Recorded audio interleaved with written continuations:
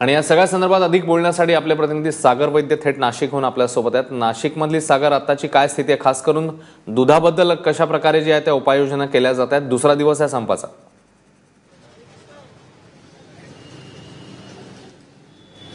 अश्विन, जसं की आपण बघितलं की सिद्धपिंपरी या गावामध्ये संपूर्ण दुधाचा टँकर जो आहे तो शेतकऱ्यांनी, आंदोलकांनी रिकामा केलेला होता। एकीकडे तिथे हे सगळं आंदोलन सुरू आहे आणि दुसरीकडे जिथे दूध मिळतंय शहरात तिथे अशा पद्धतीच्या रांगा पाहायला लागतायत। कारण एकूण जे 7 लाख लिटरचं दूध उत्पादन नाशिक जिल्ह्यामध्ये होतं त्याचं पूर्ण संकलन बंद आहे कालपासून आणि त्याच्यामुळे याचा परिणाम आता दिसायला सुरुवात झाली आहे। मुंबईमध्ये जाणारा 50% दुधाचा पुरवठा रोखला गेला, म्हणजे 3.5 लाख लिटर दूध नाशिक मुंबईला पाठवतं ते थांबवलं गेलं। 35,000 लिटर दूध जे गुजरातमध्ये जातं ते थांबवलं गेलं आणि या सगळ्याचा परिणाम केवळ मुंबई पुण्याला झाला असं नाहीये, तर ते नाशिकमध्ये सुद्धा आहे। कारण नाशिकमध्ये सुद्धा आज सकाळपासून लोक रांगा लावून दुधाची वाट बघत होते आणि त्याच्यामुळे जिथे दूध उपलब्ध आहे तिथं अशा पद्धतीच्या रांगा लागल्याचं आपल्याला पाहायला मिळतंय।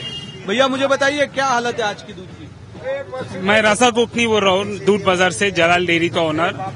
देखो, आज तो भीड़ रोज डेली टाइम पे हम 9 साढ़े 9 बजे हम दुकान बंद कर देते, लेकिन आज 10:30 बजे भी इतनी भीड़ और इतने इतिहास में हम पहली बार देख रहे हैं। 10 बजे के बाद इतना पब्लिक है और ज्यादा करके लोग बाहर जो डरे हुए, जिनको दूध का प्रॉब्लम हो रहा है कल रात से, कल सुबह से, बाहर के कस्टमर बहुत आ रहे हैं और कस्टमर में इजाफा डायरेक्ट 70-80% का हो गया।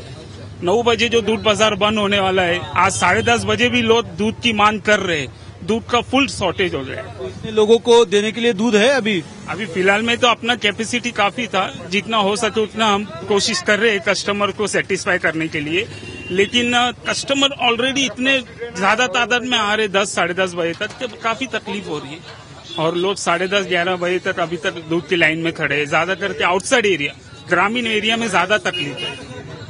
आपण बघू शकतो, खरं तर हे नेहमीच्या गिरायकांच्या व्यतिरिक्त ही सगळी गर्दी आहे। काय दुधाचं एवढा शॉर्टेज चाललाय, काय प्रतिक्रिया? मी 7 किलोमीटरहून आलोय। 7 किलोमीटर आम्हाला मला दुधाची गरज आहे। माझ्या घरात एक पेशंट आहे आणि 2 नातू आहे, त्यांना दूध अत्यंत गरज आहे, म्हणून मी 7 किलोमीटर माझा काम धंदा सोडून मी दूध घेण्यासाठी आलेलो आहे। आणि दूध आलं नाही का? दूध आलंच नाहीये।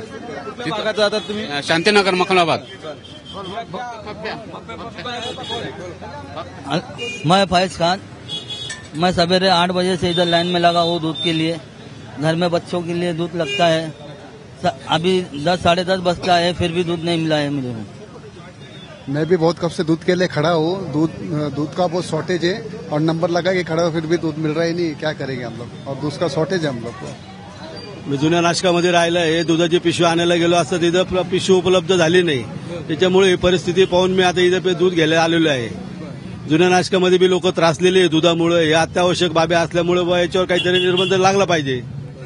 त्याच्यामुळे आता हे लांबून जे लोक आलेले आता ते कोणी 4 किलोमीटर, कोणी 5 किलोमीटर, लहान लहानले पोरं आहेत, त्यांना दूध अत्यावश्यक बाबी, तर त्याच्यावर काहीतरी निर्णय झाला पाहिजे असं आपण बघू शकतो। अश्विन, खरं तर मदर डेअरी आहे, राजहंस आहे किंवा अमूलचं दूध आहे, अशा अनेक डेअरींचं दूध इथे मोठ्या प्रमाणात येत असतं।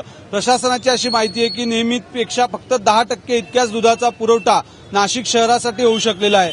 कारण ठिकठिकाणी आंदोलनं सुरू आहे, त्याच्यामुळे ज्या भागात आंदोलन सुरू आहे तिथून दुधाचे टँकर येणं बंद झालेले आहे। दुसऱ्या जिल्ह्यांमधून, दुसऱ्या राज्यांमधून जरी दूध आणायचं म्हटलं तरी जिल्ह्यात प्रवेश करताना मात्र त्या गाड्या रोखून त्यातलं दूध जे आहे ते रस्त्यावर ओतण्याचं आंदोलन शेतकरी करतायत। त्याच्यामुळे शहरापर्यंत दूध पोहोचणं मुश्किल झालेलं आहे आणि त्याचा परिणाम इथल्या जनजीवनावरही आपण झाल्याचं पाहतोय।